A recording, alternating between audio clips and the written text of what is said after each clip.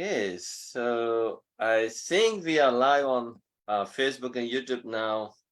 Hello, everyone. Welcome to our bi-weekly sutra discussion with the venerable monks and nuns. And of course, we don't have nuns today, but we are very happy to have these venerable monks for this unique discussion. Let us begin the discussion by paying our respect and homage to the Buddha. Namo tassa bhagavato arahato samma sambuddhassa. Namo tassa bhagavato arahato samma sambuddhassa. Namo tassa bhagavato arahato Samma Sambuddhassa. I pay my respect and homage to him, the Blessed One, the Worthy One, the fully enlightened Buddha. So first of all, I would like to wish you all a happy Thanksgiving, Canadian Thanksgiving. And I think today is in the United States, Columbus Day. It's a kind of a long weekend for everyone. Also called Indigenous Peoples Day. Indigenous Peoples Day. Amazing. Not Columbus Day, right? Okay. The same. The same. Okay. So happy Indigenous Peoples Day, happy Columbus Day, happy Thanksgiving Day. And I know the venerable monks and nuns kind of busy with their temple activities, but today I'm very grateful and thankful to have all of you for coming to join this discussion. So before we get into the sutra discussion, I would like to introduce the venerable monks to our audience. So first, we have Venerable Trudell. He is joining the discussion from Florida, USA.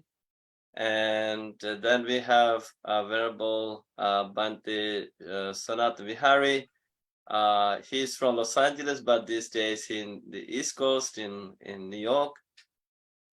And then we have Venerable Bhante Nanda joining the discussion from Long Island, New York, USA. And then we have Venerable Bhante Jayasara joining the discussion from New Jersey, USA. And then we have Venerable Shanta Sobana joining the discussion from Los Angeles, USA. Then we have Venerable Digale Somavangsha from joining the discussion from Vancouver, Canada.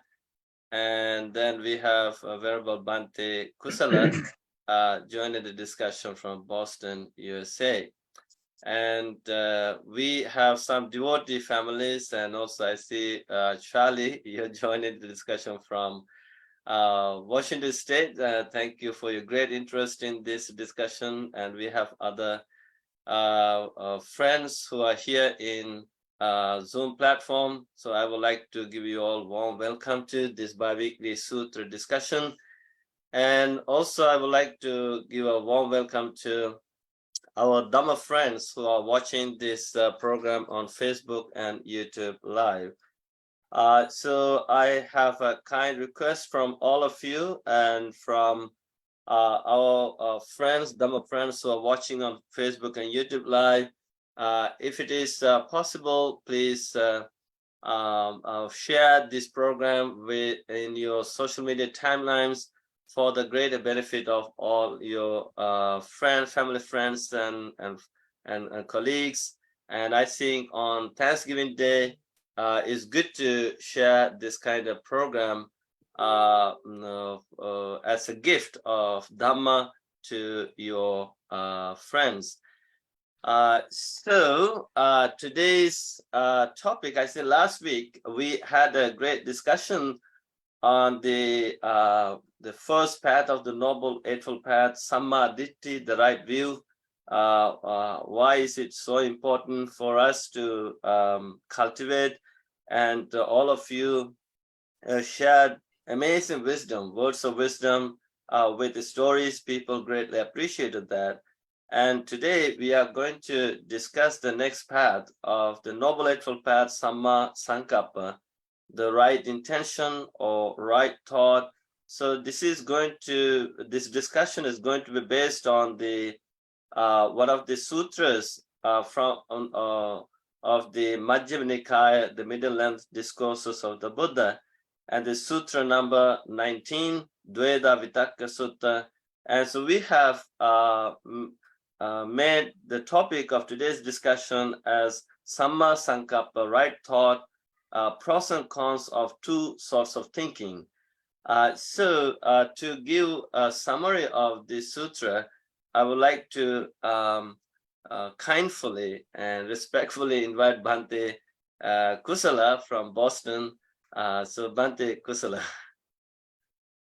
Thank you, Bante. I like the word kindfully, a word that you have been promoting and of the upcoming release of your book as well. Yeah.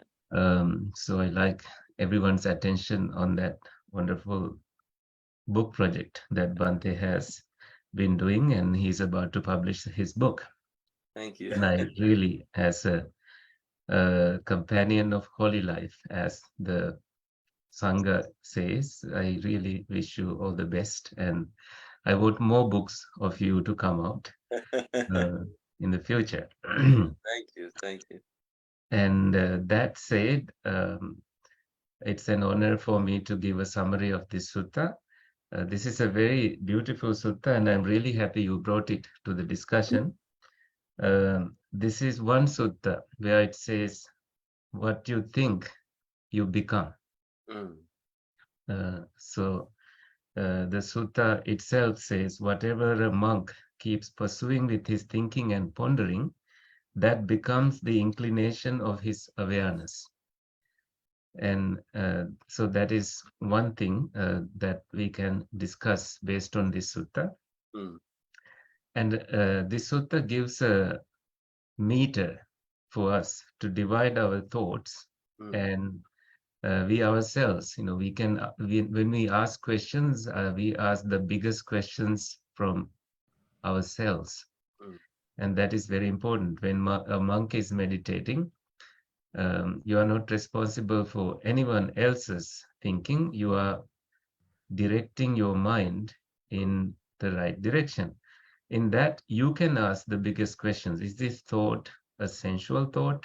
Is it, if it is a sensual thought, and it can be harmful to oneself and harmful to others, and thinking about how harmful it can lead to frustration, especially when someone is dealing with a lot of lust.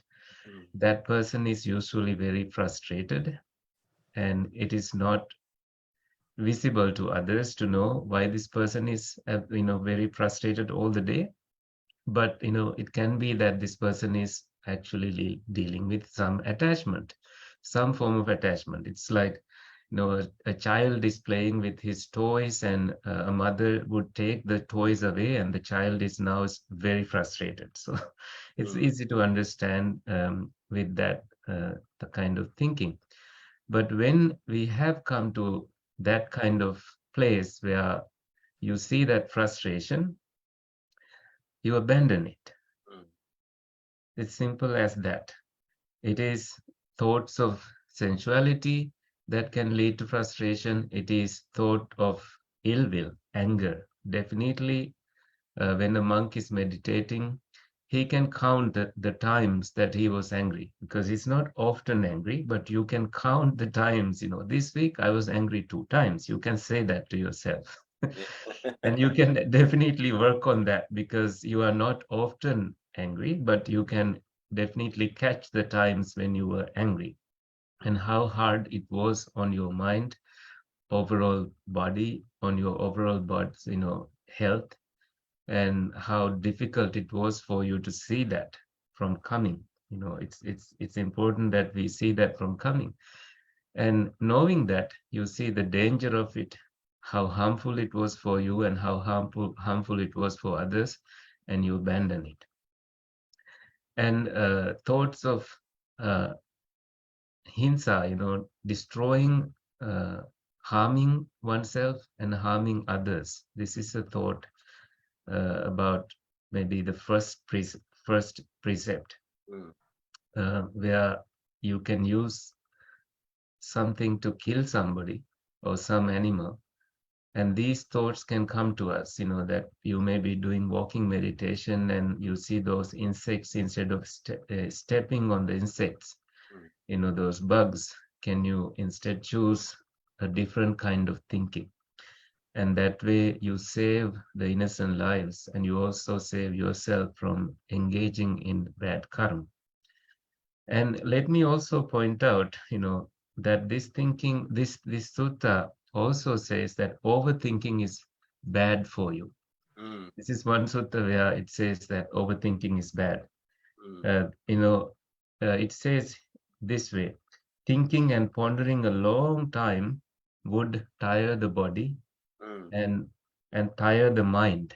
mm, So some of us may be dealing with overthinking, mm, thinking about something that never happened, thinking about something, you know, that that is perhaps happening, and you are fearing that that is going to be worse. So that kind of thinking can be tiresome to the body and tiresome to the mind.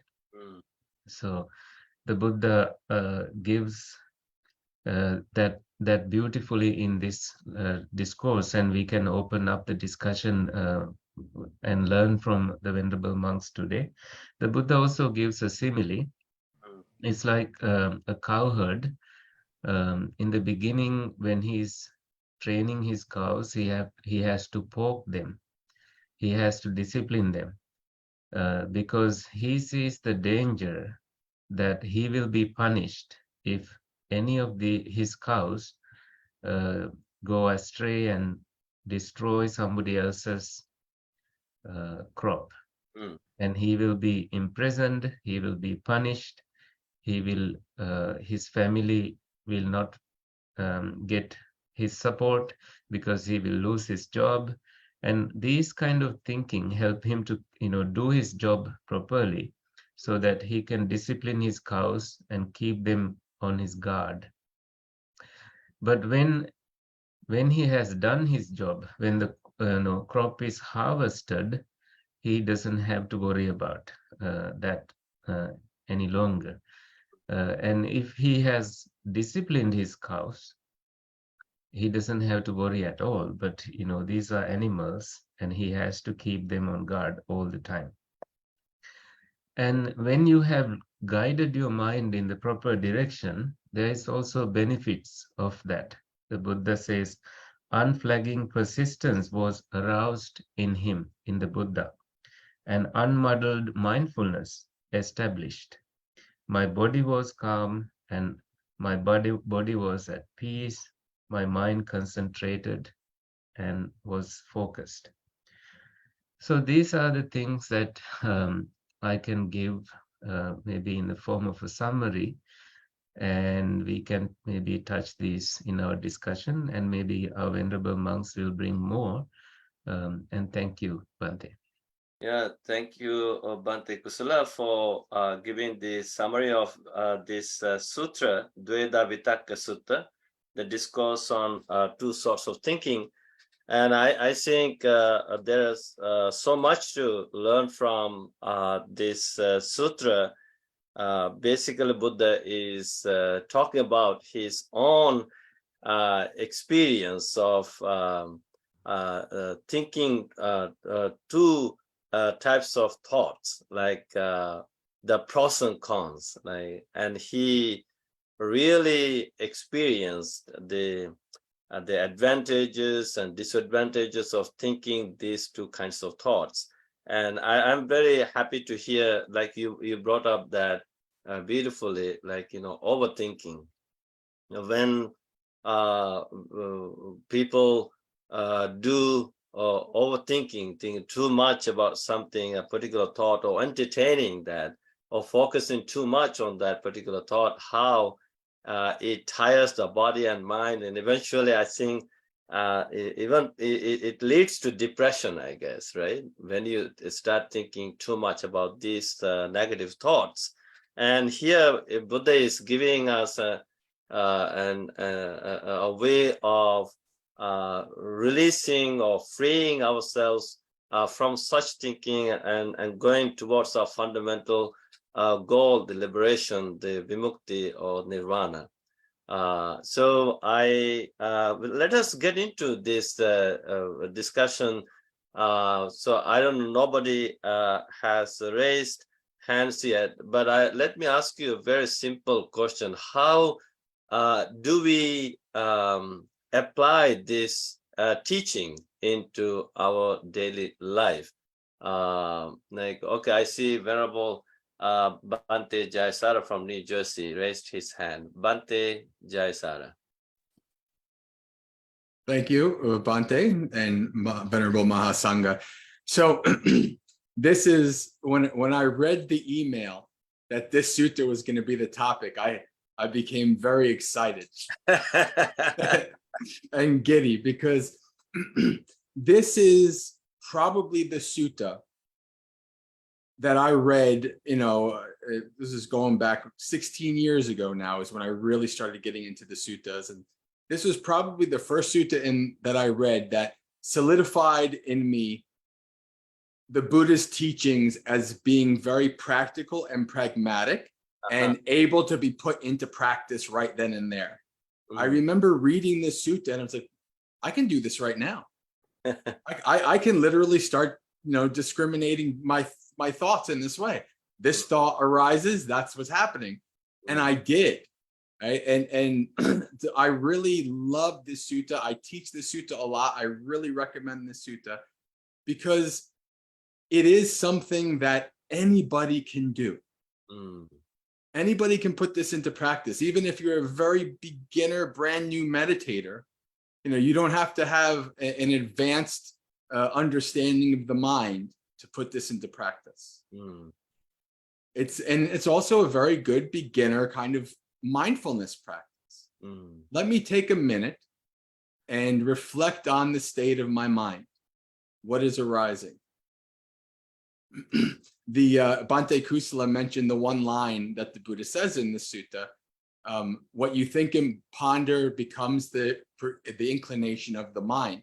And when I first read this, I was like, wait a second, this was in my classroom at school. Growing up, I saw, it was like what you think you become. Growing up, I saw these kind of things in I said, the Buddha said this. Yeah. This is amazing. So this sutta was just so impactful for me in my early days and kind of starting to develop my faith in the Buddha and his teachings. And it's such a simple practice to put into practice that has profound benefits. Like just being able to do that one simple thing, this has arisen. And one of the things I like to point out in the sutta that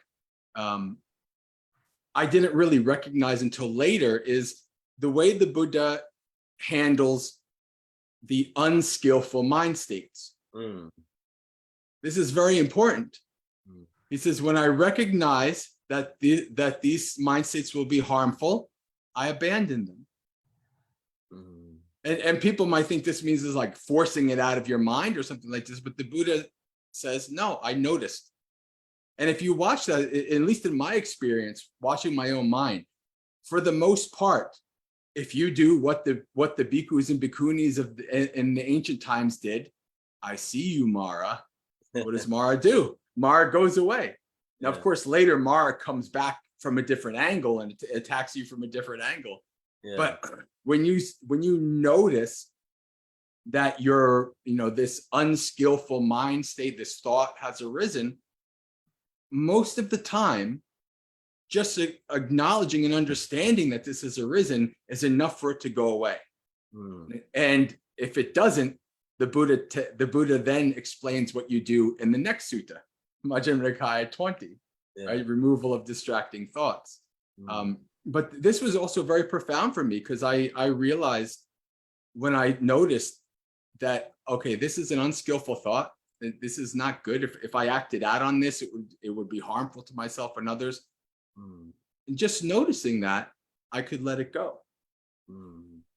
So this is a very important, very basic, wonderful practice that I encourage everybody to do, to really start to understand the mind, the thoughts and the mind states that arise, and recognizing the gratification, the danger, and the escape of certain aspects of our mind. And what does the Buddha say when he notices this is a thought that is not harmful?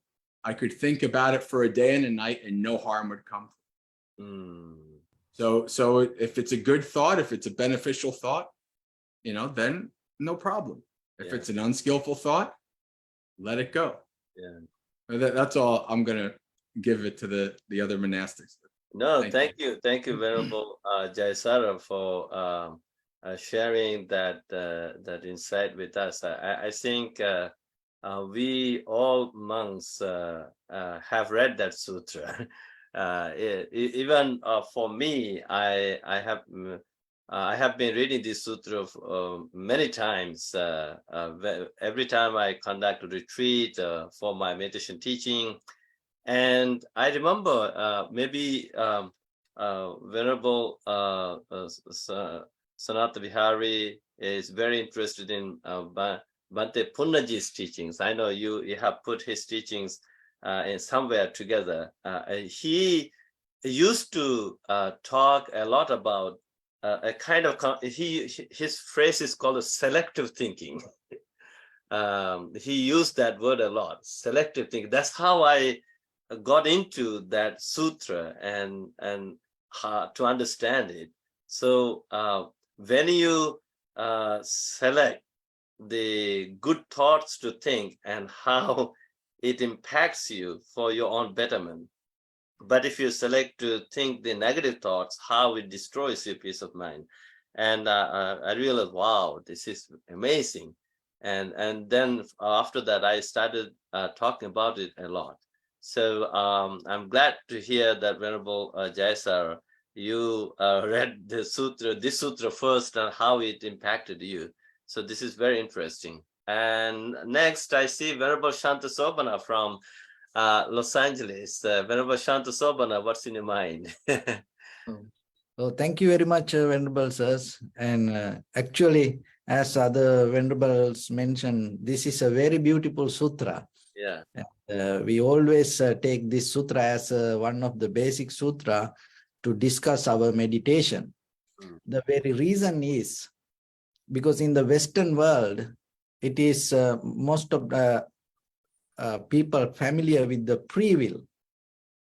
And so this sutra is very clearly shows us how we can understand our free will. Another thing is, what is the meaning of the wisdom? And another thing is that as Venerable Saranapala from the beginning asked how we can apply this to our day-to-day life, because this is a very important sutra, give a very clear understanding about the mind is different. The mind is not the thoughts. Because the thoughts arise in the mind. So that means the mind is something else.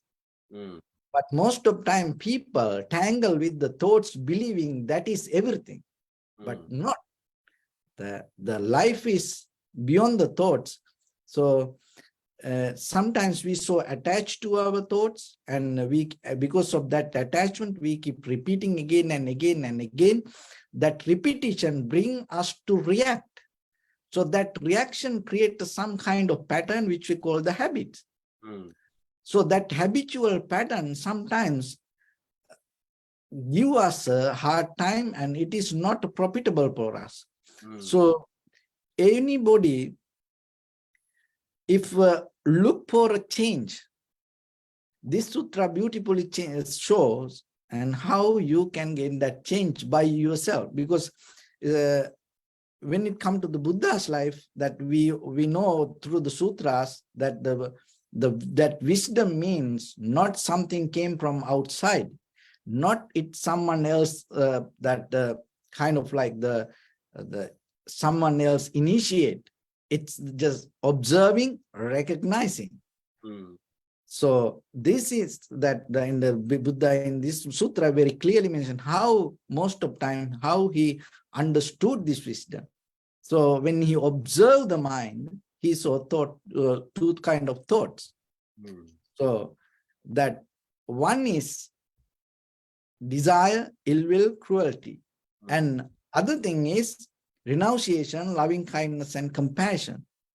So this all arise in us, and at the same time, what we can understand, when we experience something in our mind, it is not everything, and other thing is, it is not the only thing. It doesn't matter good or bad. So if we have that kind of point of view, rather than hold it to it, when we experience the thought, if we have the ability to withdraw from the thoughts and see it, and that seeing itself give the ability to overcome if it is an unwholesome thought in the very first level, before we go to the next step. So then the important thing is here, how we can apply it to our day-to-day life, especially nowadays as we see with this all the machines, technology, and all this success, then the people day by day get into more kind of like mentally and physically, they get into a very difficult situation. And more than any other time, people experience anxiety, depression, and the people, a lot of people suicide without any reason because they can't handle this mind. So then we have to understand our own thoughts have ability to take us to liberation and the nibbana, and at the same time, this our own thoughts can take us to hell, or it can kill us and it can destroy us. And not only that, according to this sutra, it very clearly says, whatever we think, it is just not only for us. Whatever we think, it affects for other people also. And so then we have to be very careful as a husband, wife, children, friends and family members, brothers, sisters. We have to be very careful, because in case if we get into some kind of wrong thoughts pattern, it gives a hard time to other people. Just imagine in case just very, very near one, very dear ones have a hard time because of your own thinking. No one can change me. So then, if anybody look for a change, I think this sutras give a very clear foundation how you can find that change. The most of time people don't look for a change, and sometimes people don't understand they can change. They just keep going whatever available in their mind. But here, that it very clearly shows us that if you experience something difficult for you, hard for you, and sad, worried, disappointed, and if there is a fear in you, and you have to remember, it is not only the one thing that you have, or it is not the everything. And rather than get into that and let it be, don't try to go and fight with it, or don't try to control it. Don't try to kind of like change it. Just observe and recognize and withdraw from it. And then itself, then you will see how it slowly become weaker. And other thing is, the important part, when we go to the deeper level of this sutra, when it comes to the mindfulness, it is very important for everybody, whoever listen this, because this platform become kind of like, I heard there are a lot of students who have practiced meditation and they listening this.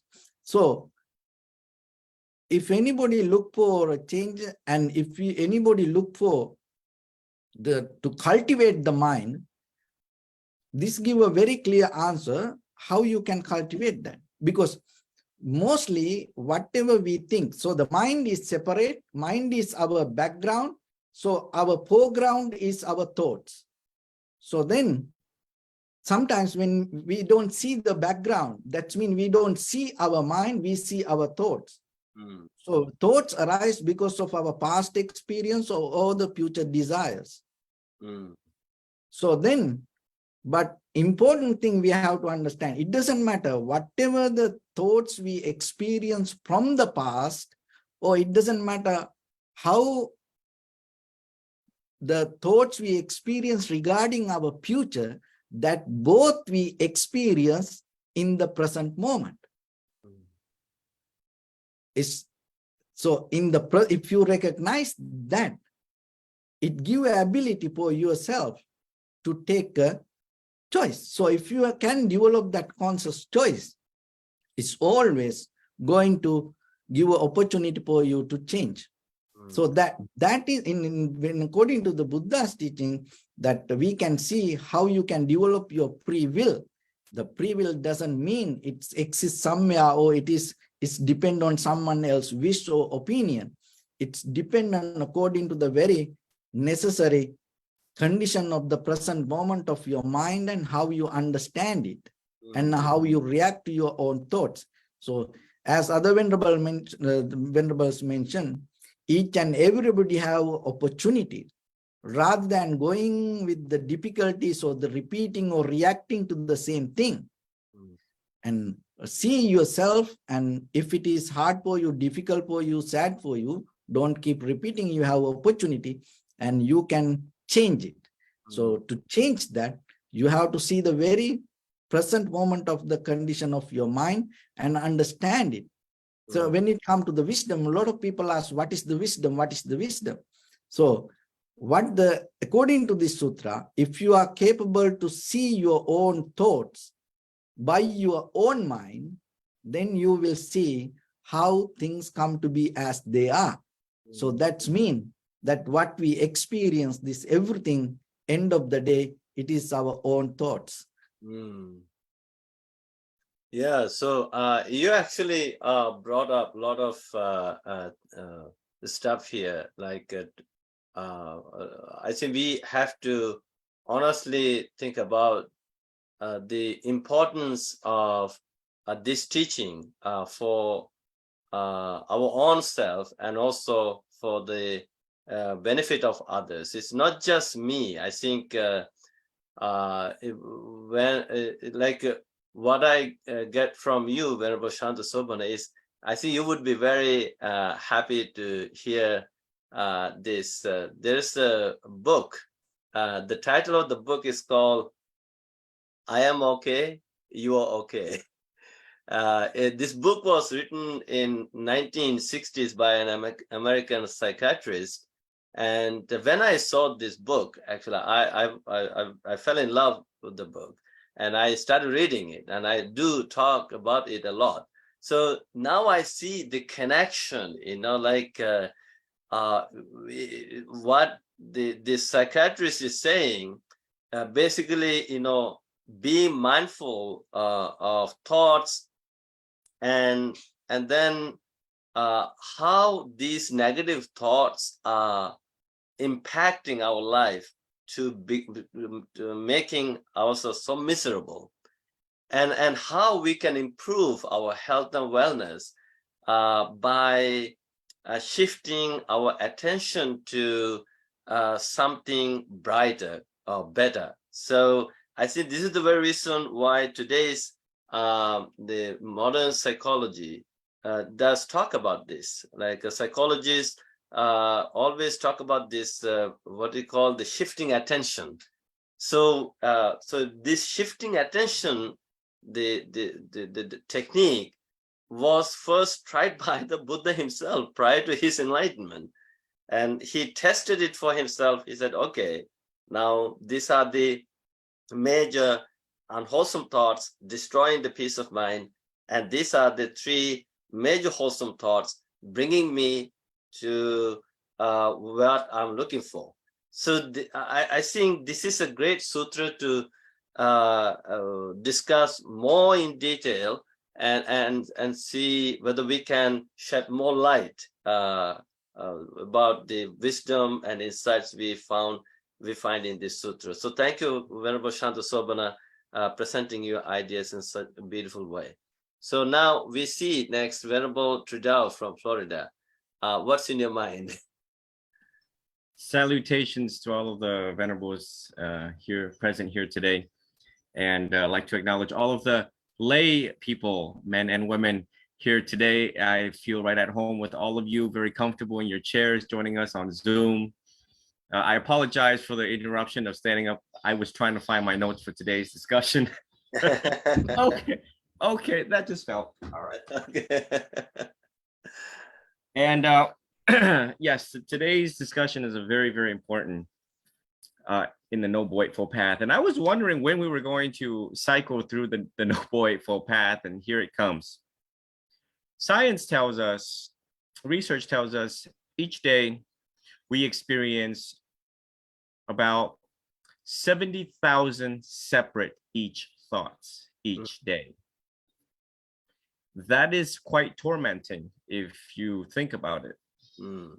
And there's three parts to right thought. And the first one is to become aware of our thinking process. The second is letting go of negative thought patterns. But I just want to rewind a little bit about the thinking process, being aware of our thinking process. As you all know, as you all recall, I have a lot of young students, and they're very, very honest, very, very funny. I had one that sat right behind me here one day, and we were talking as I was introducing cognitive behavioral therapy to him. And of course, young students always have so much going on: boyfriend, girlfriend, trying to pay their bills, trying to stay in school, homework, school balance. And in the middle of the conversation, as I'm keeping eye contact with him, he says, "Wait, my mind tripping right now?" And I think all of us were rolling on the ground laughing because he caught his mind tripping. The word tripping means it's out of control. His mind is playing tricks and games on him. It's being delusional right now, cannot see things as they are. But I thought that was such to capture that moment, and the art of psychotherapy is to always figure out where their mind is wandering, left, right, up, down, how they are creating hell for themselves right now in this very moment. So trying to be aware of our thought patterns, we also bring awareness into the practice of dependent origination, and going back even further and asking, why do I always have these angry thoughts? What conditioned me to have these angry thoughts? What conditioned me to not like people? Why do I separate us versus me versus them, I, me, they, you all get it, right? One has to question that, right? Part of being a philosopher and an effective Buddhist is to question the why. And to try to trace back as much as you can, as early as you can remember, who you were with, what you heard. I mean, if you were around a bunch of angry adults, you're more likely prone to be angry yourself later in life. And it really dictates, really override the compassion and deep understanding part of our life. We're more prone to judge if we grew up with a judgmental mother or any other figures in our lives. So I just wanted to bring that part of right thought into the awareness of thinking process. A lot of people are not aware of that. We're using the mind to fix the mind. We're using the one thing that causes us a lot of problems to try to fix itself. Science really help out. Modern day psychology, like cognitive behavioral therapy, helps you to think. You think the way how you feel the way how you think, thus leading to the behavior at hand.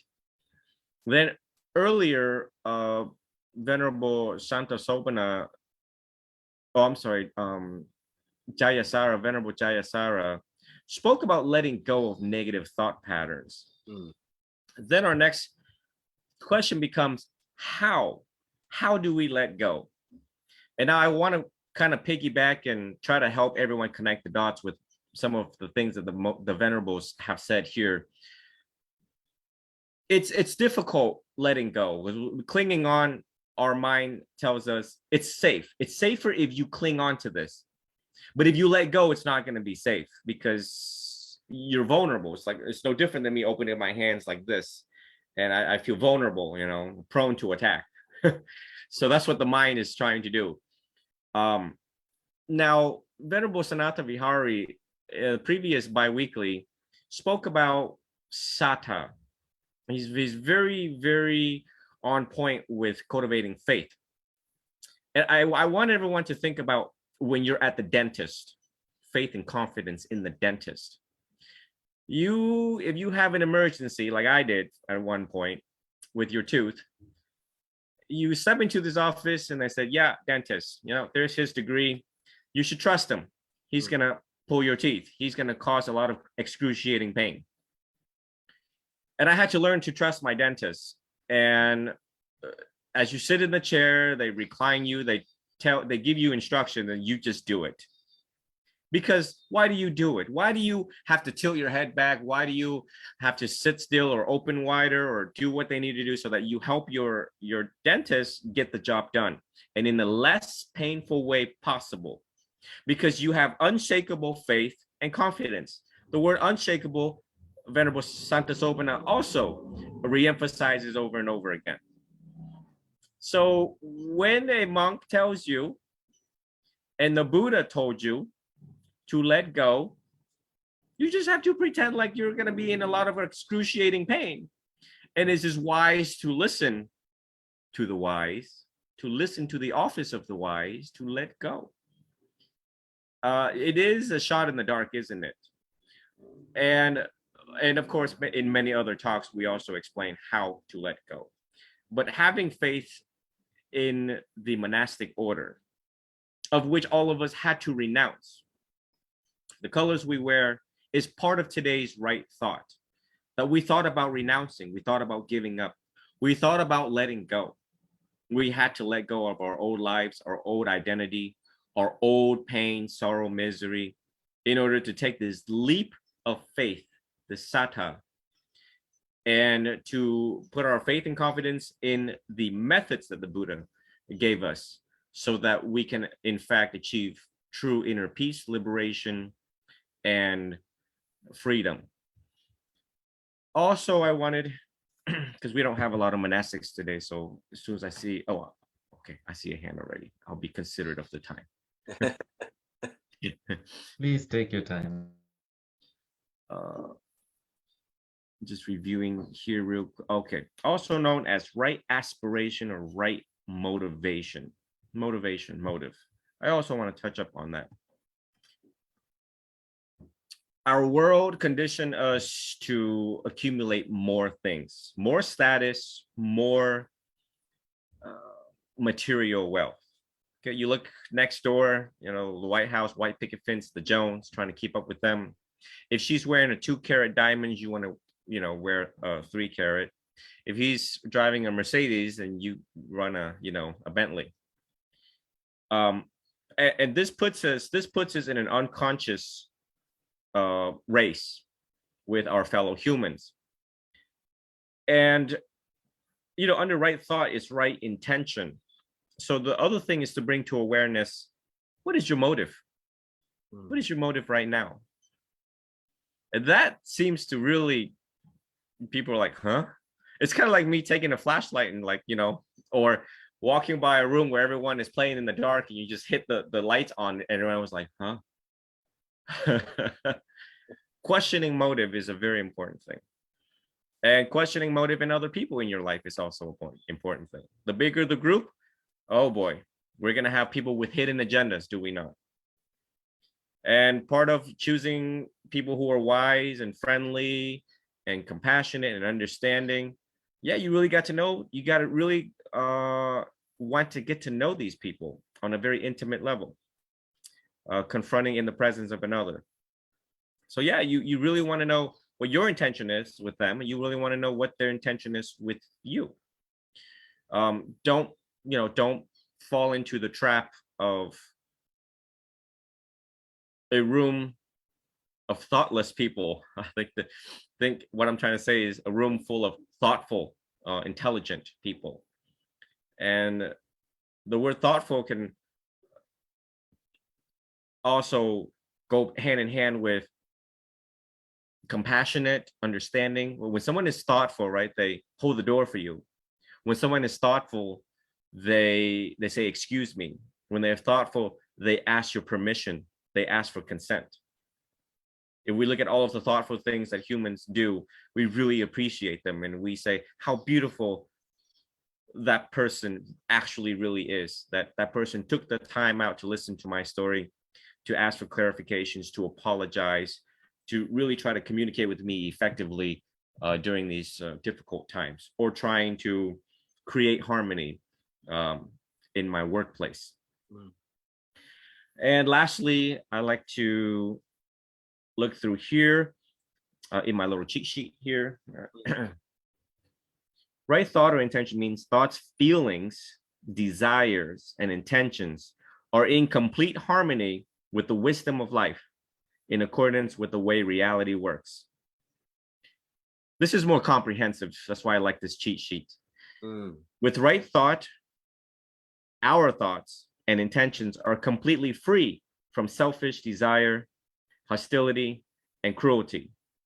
Right thought means our thinking, attitude, and motivation are rightly aligned with love, kindness, compassion, wisdom, and harmlessness. And these noble qualities are extended to all living beings. Right thought is directly related to right speech and the right action. The way we think always influences our speech and action. Therefore, our understanding of reality causes wrong thinking, which give rise to non-virtuous speech and action, which causes harm.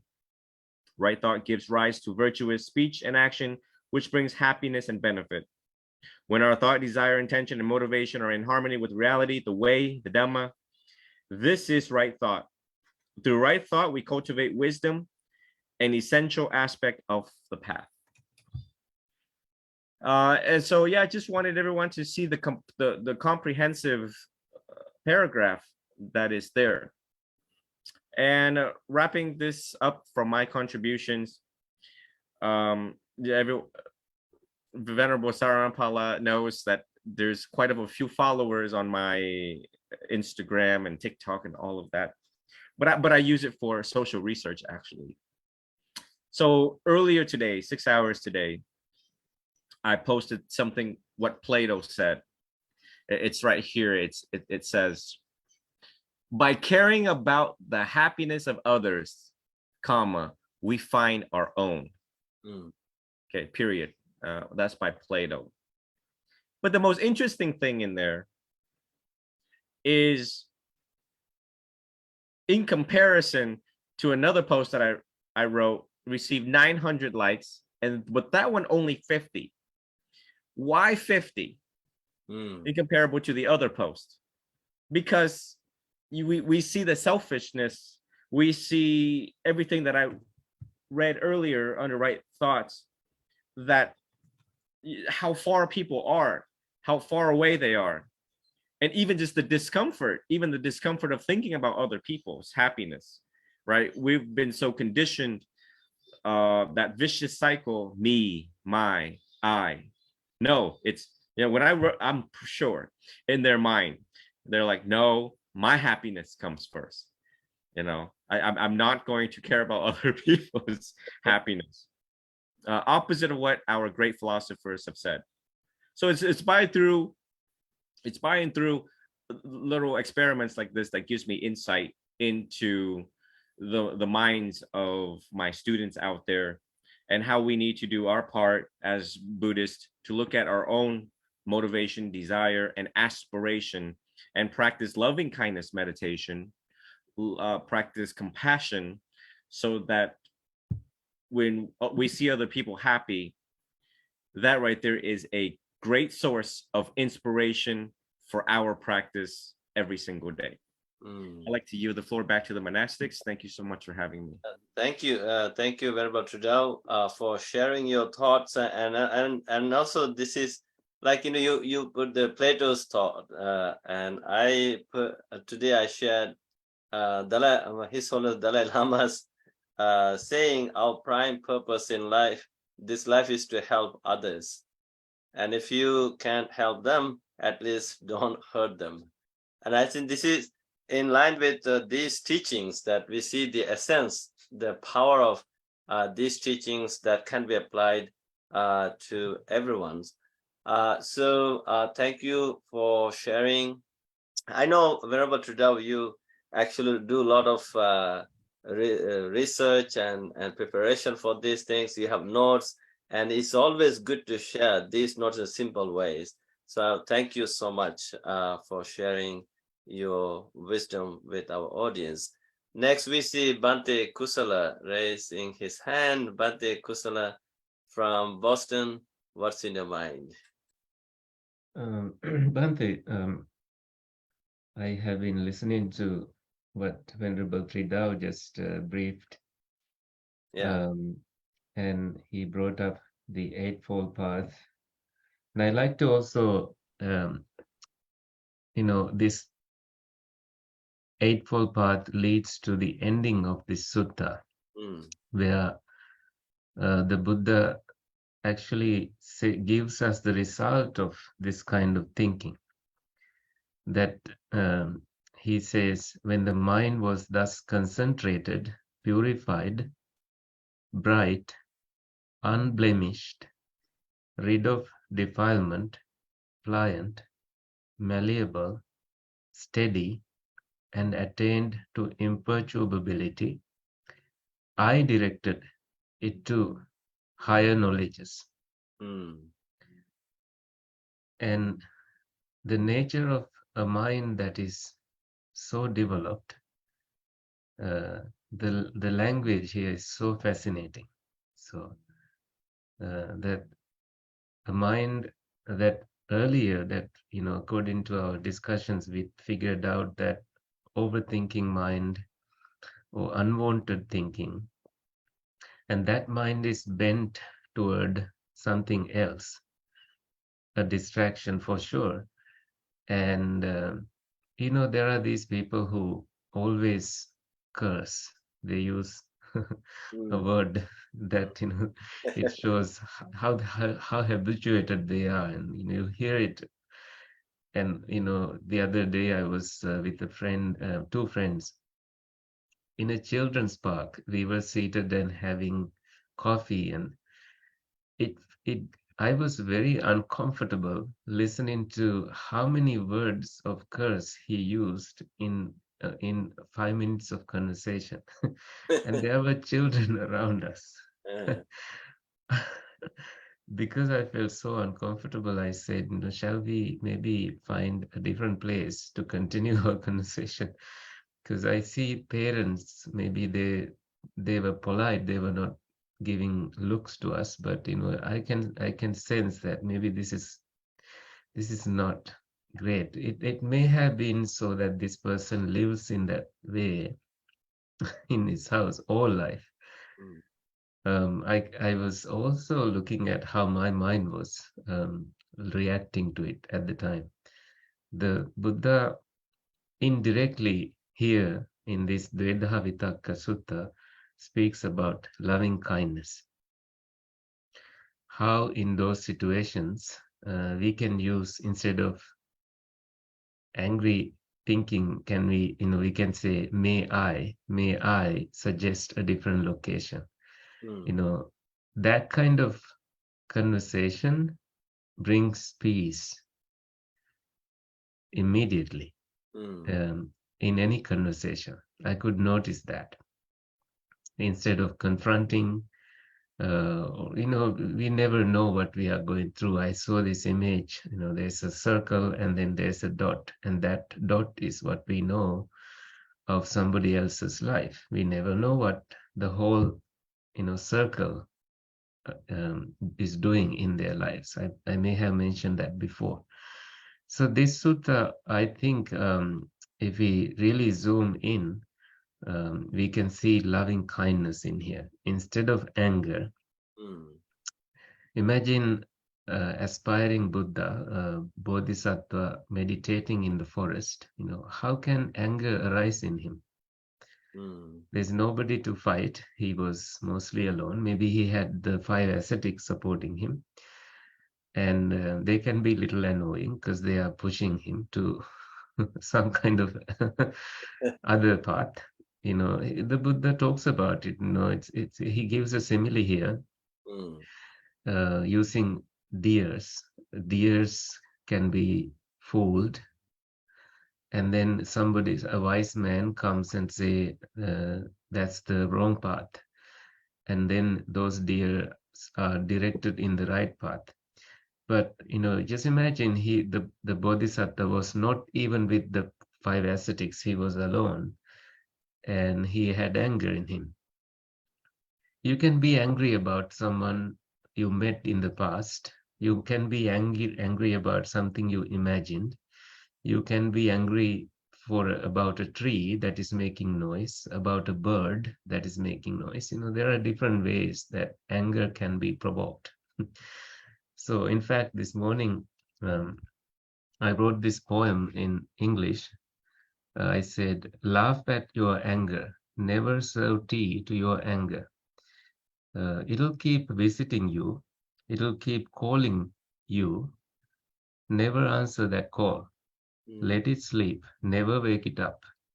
Let it disappear. Be done with it. It's a beautiful poem. You should publish it.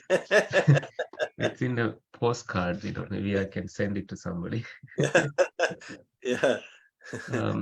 That kind of anger and then choosing loving kindness instead. You are the first person to benefit from it. You can see the immediate relief in you. And that immediate relief gives you the 11 kinds of benefit. Maybe we can discuss about them. You sleep well, you wake up well. These 2 things are very important. How many people struggle with sleep, whether you are in the forest or in a luxurious bed? It's not about the mattress. It's always about the mind. It's about dividing your thoughts properly. And it's not starting from the time you went to bed. It perhaps started when you woke up in the morning and how you lived your day and what happened maybe 30 minutes before you went to bed. And that keeps bothering you. And how many distractions can we bring to the bed? We can bring a cell phone to the bed. That is millions of distractions right there. Right? You can be talking to someone out in Australia and be in bed and be angry with that person. And that is so true about our lives nowadays, that a simple thing, a word, can bring us a lot of anger. Yeah. And you won't be sleeping properly. Were you going to say something, Bhante? No. I was thinking, like, what you're talking about is I'm touched by your phrase, never serve tea to the anger. I think that's what Buddha did. Like, he stopped serving tea to the anger, to the sensuality, to the harmfulness, and like these thoughts, like these are the 3 major negative thoughts we see, right? The thought of sensuality, thought of ill will or anger, the thought of harmfulness, and the opposite of the thought of renunciation, the thought of goodwill or loving kindness, and the thought of harmlessness. Now, when we let's talk about this, like, these are the 3 major negative thoughts the Buddha highlighted, and 3 negative, 3 positive. Now, why? There are other thoughts. Maybe these are the thoughts. It doesn't matter who we are. Like we could be monks, they could be lay people. No matter where we live, we can. We may be from Asia. You may be from Western countries, Europe, or North America, South America, Africa. It doesn't matter what continent we live. Like we are human beings. I think as human beings, we all are dealing with these thoughts almost every day, like the sensual thought. Who can avoid that? The sensuality is everywhere. Because of the sensual thinking of sensuality, how much suffering people are going through. And they want sensuality, but they can't fulfill it, and it's causing anger. And then, because of going out of control, because of too much anger for not having this sensuality, then you're trying to either harm yourself or you're trying to harm others to gain that sensuality, right? I think this is what I think I want to see more discussion on this. Like this is the true psychology, right? Like even how people become suicidal. Right? I know for a fact that a person, young man, became suicidal because he fell in love with this this young lady, and she refused him and said, "No, you are the person I want in my life." Right? So then, when she started rejecting him more and more, then he became suicidal, harming himself. And eventually he was about to take his own life. And there was too much anger and ill will towards that person. And I think now see whether we can shed more light in line with this thinking. I don't know, maybe Bhante Kusala or Bhante. I know Bhante Kusala and Bhante Sanat Vihari. Both of you did a conversation. Did you already do it, or is yet to come? You already had it. So Yeah. can you shed more light in line of these thoughts, thinking of Bhante Sanat Vihari? Vandana Venerables. Yes, Bhante, when you were talking about these kind of 3 thoughts and why would the Buddha pick these 3 thoughts over other thoughts, and I was thinking about the gradual training, right? Like especially when we look at the Digha Nikaya and we see that the Buddha always starts with the benefits of giving, right? Dana. So what does that mean? It's the opposite of like greed, isn't it? Of sensuality. It's nekama, letting go. Right? So the first thought you need to have is to develop dana, to be able to give. Right? And then what's next? Sila. What's sila? It's not harming. That means not being angry and not being cruel, not hurting others, right?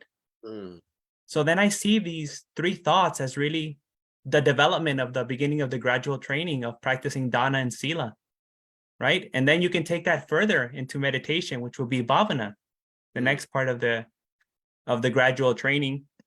And you begin to change your mind. You begin to change the way you think and the motivations and desires that you have. So when it comes to why the Buddha chose these 3 thoughts, I really think because they're getting us into the gradual training. It's so important for us to get into this kind of thinking. And also when we look at the suttas, there's where the Buddha explains like how all the violence begins in the world is because people are greedy, right? People start hoarding things. People start dividing up the land, and I'm going to get all this food for me, and I'm not going to share it with others. And so from greed comes anger, right? Resentment. And from that comes violence and cruelty because people want to take back those resources, right? So this is another reason that comes to mind. And then another one is when the Bodhisattva, the Buddha remembers when he was only a Bodhisattva, he was the chaplain minister to a king, and there's a lot of crime going on, right? And then instead of punishing them, the Buddha says, give them what they need, right? Dana, he tells the king, give them the things that they need. And then people will become won't practice violence anymore, right?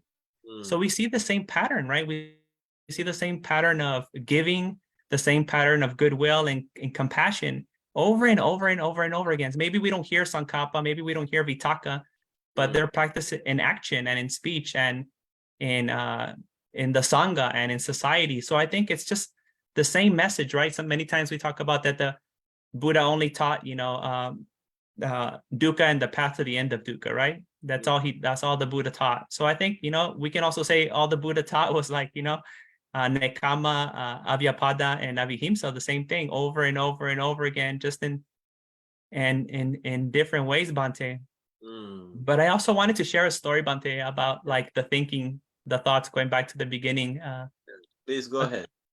A couple of years ago, this Mexican American lady, she sent me a message and she seemed very troubled and it seemed very urgent, like an emergency.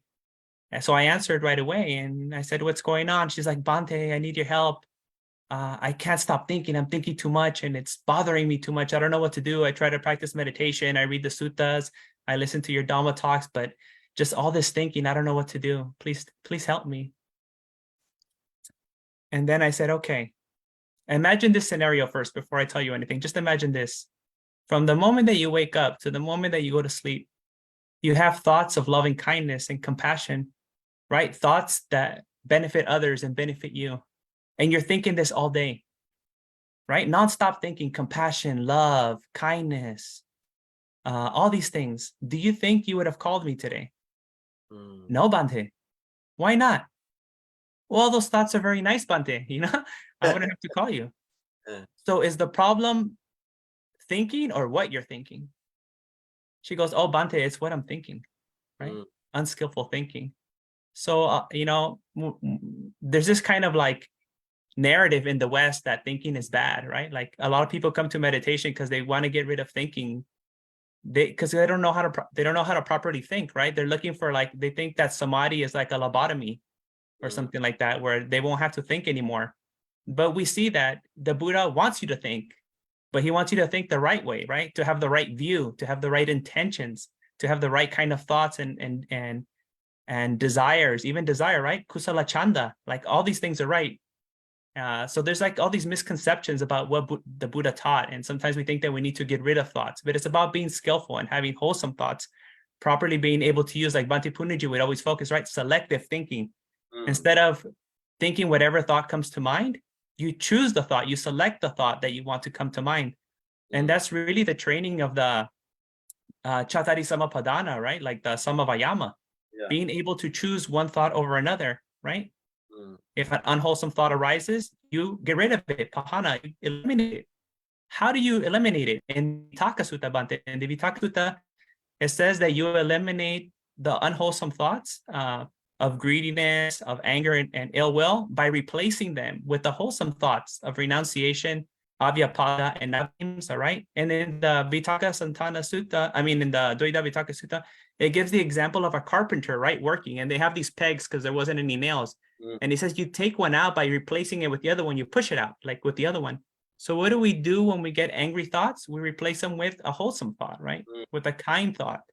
So it's not just about like being mindful and letting anything happen, right? It's not just only mindfulness alone, but you need to be active. When you notice an unwholesome thought, yes, you're mindful first. And then you discern, like it says in the sutta, is this beneficial for me, beneficial for others? Does it promote intelligence? Does it sensorize? Does it conduce to nibbana? You have to analyze the thought, mindful, and then you also sati sampajanya, right? And you also use Dhamma vichara because it comes after sati. So you analyze it. And then after you analyze it, you cultivate the opposite, which is the wholesome thought, right? So it's not just being mindful and being kind of like, okay, just let all the bad thoughts come to mind. No, we have to actually eliminate the bad thoughts. It's not just about being aware of them. I love this. One more story, Bhante, I want to tell, the one that Ajahn Brahm shares all the time. Yeah. About there was this, lady who had a guard at her house, right? And she says, "I'm going to go on vacation. I'm going to leave for some time. I want you to take care of the house. I want you to be really mindful, right? Mindful all the time." Bhante knows this one. And he goes, "Yes, ma'am, I'll be mindful the whole time." So she leaves and she comes back and she sees that everything's missing. And she said, what happened? You're the guard. I told you to be mindful all the time. He's like, yes, I was mindful. I was mindful when the robbers came in. I was mindful when they picked up the TV. I was mindful when they took it outside. I was mindful of everything that they did. Mindfulness is not enough. You need to have wisdom, discernment. What these people are doing is wrong. What they're stealing, this is wrong. I should do something good. What can I do that's good? Well, I should call the police or do something to stop them, right?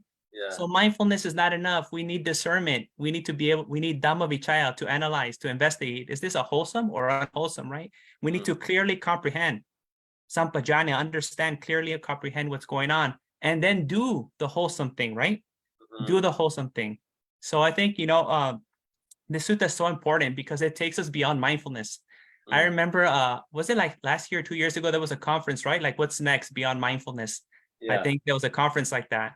And to me, it was very simple. I was like, oh, Dhamma Vichaya is right next. It's right after mindfulness, like in the Satta Bojjhanga. So now we need to not only be mindful, but analyze what Dhamma, what is this a Kusala Dhamma or a Kusala Dhamma, right? And then be able to act in the proper way. So I kind of like, that's why I love kindfulness, Bhante, you know, because it's more than just being mindful. Kind means to do something, right? You have to act. And we act in meditation by replacing the unwholesome thoughts with the wholesome thoughts. So I love Bhante's book. I'm reading it right now. I was telling Bhante, because I'm really about taking action, even in our meditation. Instead of this passive meditation where we're just trying to get rid of our thinking or letting thoughts float around in there and just do it. No, we need to be active. We need to remove. We need to have virya. We need strength and power to get rid of these thoughts too, you know? So Bhante, that's what I wanted to share on this topic of the sutta. No, thank you, Bhante Sanat Vihari. I think you shed more lights. Your stories are also very powerful. And also thank you for telling that Ajahn Brahm's story. it explains everything, right? And even your story with this Mexican lady, you know, even normally people try to get help when they're in trouble. They call you immediately, Bhante, I need your help. But when they are doing okay, they don't even, you don't even exist in their life. But there are some grateful people. They just call, thank you, Bhante, you know, for helping me. You know, I'm just calling you to see how you're doing. You know, I think this is a wholesome thought, right? It's very interesting. So, and also what you brought up, this Satta Bojjhanga Dhamma, the 7 factors of enlightenment. These are very important teaching. This is exactly what I think the Buddha did when he was experimenting this kind of thinking, two types of thinking. And there was mindfulness, and he mentions that in the sutra. When he became mindful, oh, this thought, the thought of sensuality, thought of anger, thought of harmfulness is present. Then he said, then when he became fully mindful of this is present, it stopped growing. And then it started dwindling. I think this is the power of this mindfulness. I think now, today in the Western world, there are so many people of mindfulness masters, mindfulness teachers. I think majority of the people are not aware of this mindfulness practice done by the Buddha, how it helped him become enlightened. So the 7 factors, the Dhamma Vichaya is also very important. You know, then you have to understand, oh, there's a thought. Is this a good thought or bad thought? Is that good for me or good for others? You know, if it is just good for me, then again, if you don't entertain just for your sake, but it could be harmful to other people. So I think this investigation, this analysis is very important. I think that is also part of this Sati Sampajanya, no, is the Satipatthana Sutta. So we can apply these techniques for our own healthier, happier life, for our own betterment. So I want to see. I know we are coming to the end of the discussion. We have 15 more minutes. Venerable Tridao, you raised your hand again. You want to share more. Where is he? Yes, Yeah. thank you for having me back. I think there a word that was left out, and in response to the suicidal thing of people who have suicidal thoughts is perpetual. The word here is perpetual. Yeah. Is that people recycle the past over and over again. How did it happen? Why did it happen? How did it happen? Why did it happen? And we've seen, even before COVID, we've seen a hike in people 18 to 25 and even across the lifespan spectrum of suicidal rates, citing what research said, accumulated despair. Accumulated despair. And I would assert, in part of that, the accumulated perpetual cycle of recycling of the past.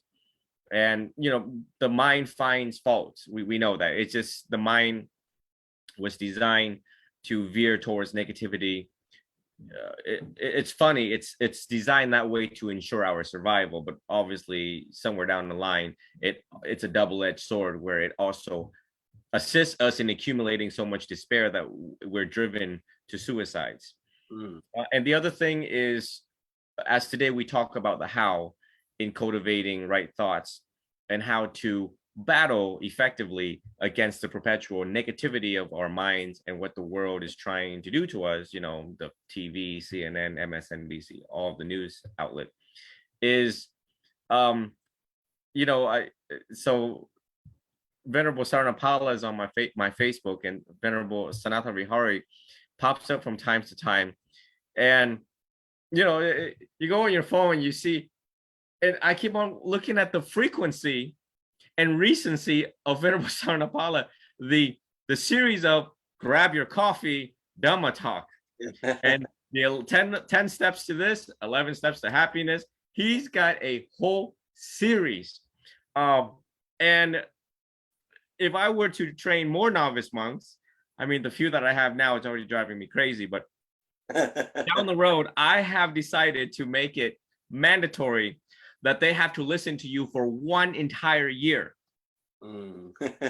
Before their bhikkhu ordination, they have to program their minds, these Dhamma talks, the downloading, the right downloading of information diet.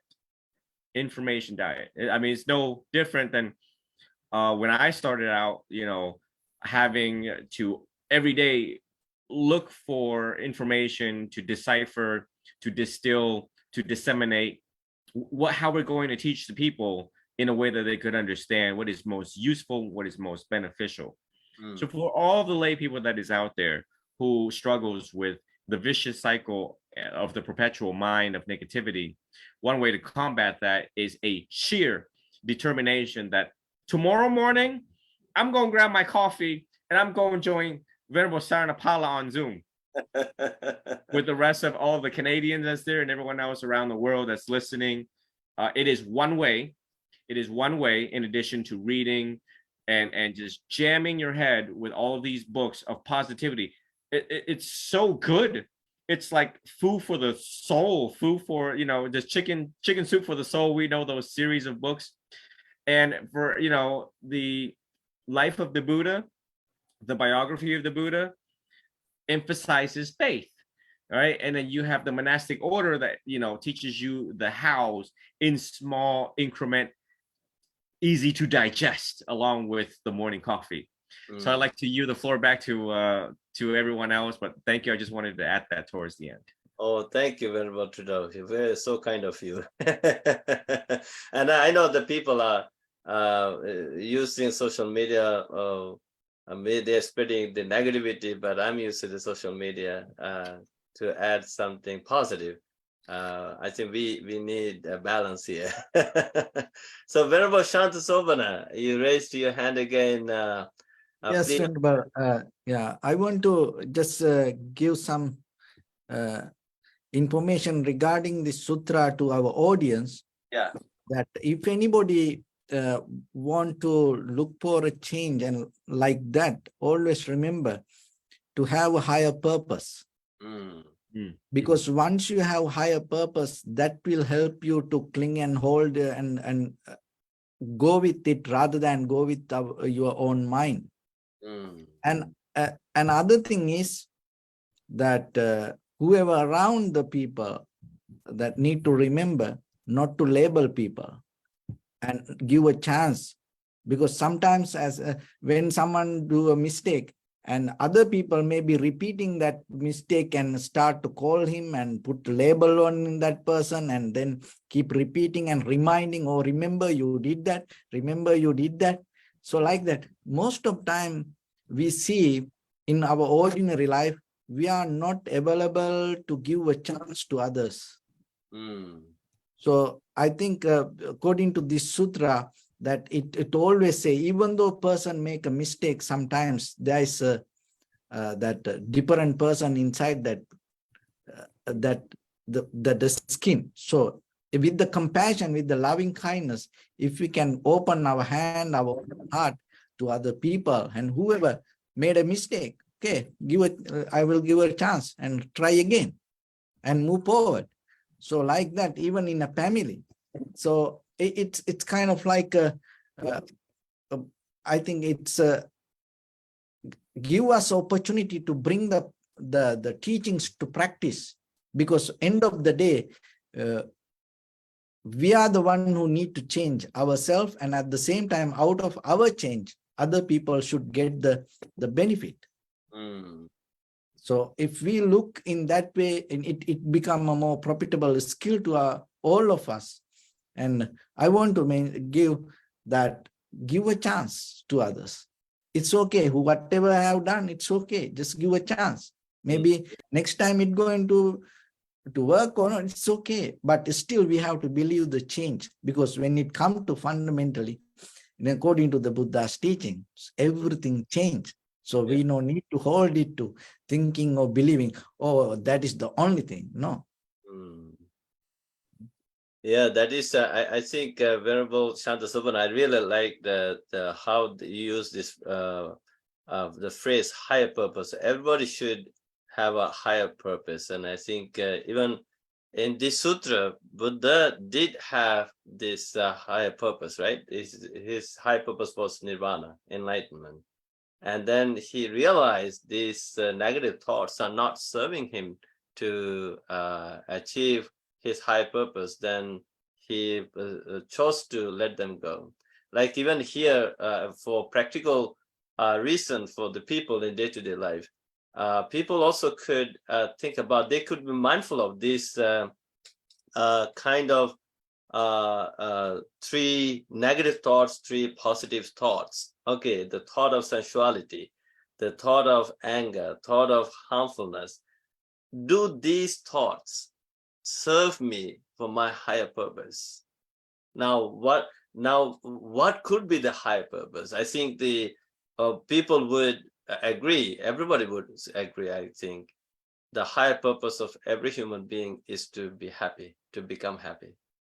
So now, does this particular thought, negative thought, help you find your own happiness and also for the happiness of others?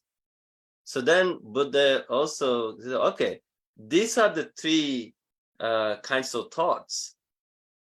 The thought of renunciation, letting go, the sensuality, sensual pleasures, and the thought of goodwill, loving kindness, and the thought of harmlessness.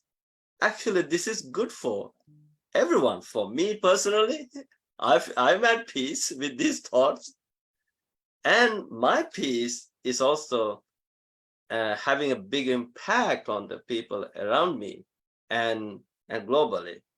And I think this is very important for us to have this or to do this reflection. This is for kind of maybe positive reinforcement given to oneself, and helping everyone to become mindful of this in every day. Like, I think maybe this is the final reflection for us.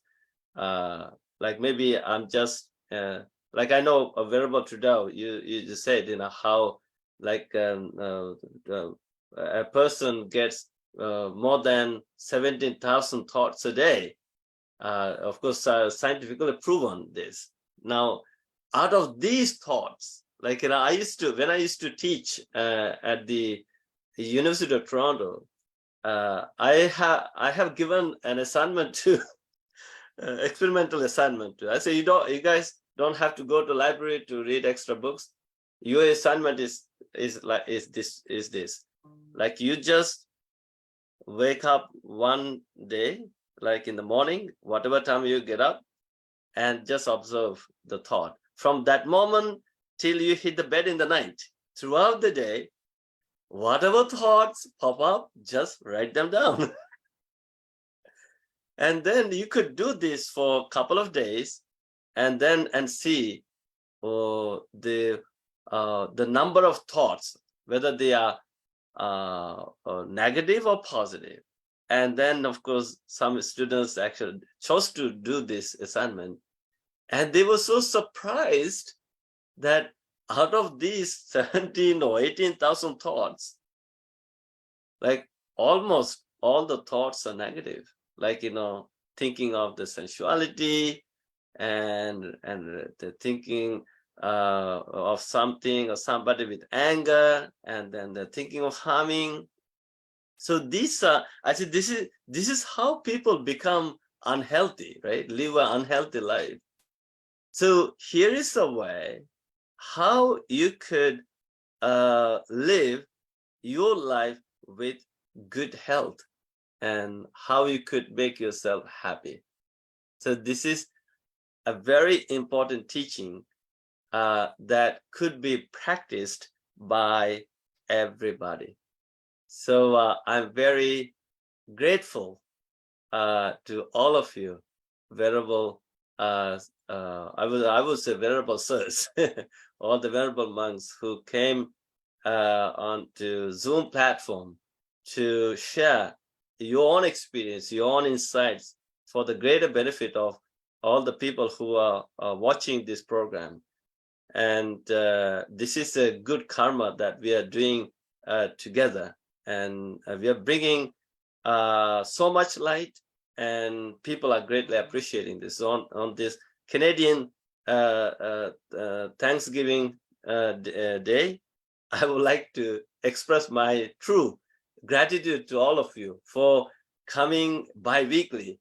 Now, more than 2 years, we have done this great work, and I'm truly, truly grateful to you for making time to join this discussion, to share these words of wisdom for the greater benefit of people around the world. And also those who are in Canada, or especially in Toronto, if you're free on coming Saturday, October 14th, on that day, I would like to encourage you to, or personally invite you to attend our annual conference dubbed as Kindful Canada Symposium, a national conference on mental health and kindfulness. So you can find all the details in my timeline, and also in our mission website, Canada and mindfulnation.ca. And if you have people, friends, colleagues living in Toronto or Greater Toronto area, please ask them to come and join this discussion. On this day, I'm also doing the book launch. As you can see, the Are You Kindful? This is the new book I'm publishing, and it's already out. Actually, you can find this in Amazon.com. I know Venerable Sanatha Vihari already got the book and he's reading. And so I will do official book launching of this book on October 14th at the conference. So I would like to invite all of you to be part of this great movement. So with this in mind, I would like to respectfully and kindfully invite our Bhante Nanda from Long Island to recite the Ovada Patimokkha verses for us today. Thank you, Bhante. Sabba papassa akaranang කුසලස්ස උපසංපදා සචිත්ත පරියෝදපනං ඒතං බුද්ධාන ශාසනං කන්ති පරමං තපෝති තික්ඛා නිබ්බානං පරමං වදන්ති බුද්ධා නහි පබ්බජිතෝ පරූපඝාති සමනෝති පරං විහෙඨයන්තෝ අනුපවාදෝ අනුපඝාතෝ පාතිමොක්ඛේච සංවරෝ මත්තඤ්ඤුතාච භත්තස්මින් පන්තංච සයනාසනං අධිචිත්තේච ආයෝගෝ ඒතං බුද්ධාන ශාසනං Sadhu, sadhu, sadhu. Thank you, Bhante Nanda, for beautifully reciting these over the Patimokkha verses. It's actually so relaxing, so calming. And you have such a beautiful chanting voice. So thank you so much. And I'm truly, truly grateful and thankful to all of you for coming together to share the wisdom, the words of Dhamma with for the greater benefit of all. And on this Canadian Thanksgiving Day, I would like to give my thanks to all of you. And may all the blessings of the Buddha, Dhamma, and the Sangha continue to be with all of you, and also with our friends who join us Zoom platform, our lay friends, and who are watching this program on Facebook and YouTube Live.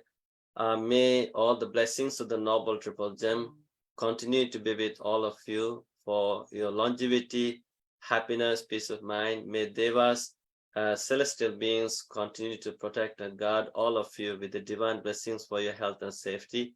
Sabbe satta bhavantu sukhitatta. May all sentient beings be well, happy, and peaceful. So with these thoughts in mind, I would like to end today's bi-weekly discussion, and I'm looking forward to seeing you all in 2 weeks' time. And until then, all of you be well, and may all sentient beings be happy. And good night from Toronto, Canada. Bye-bye. Good night. Good night.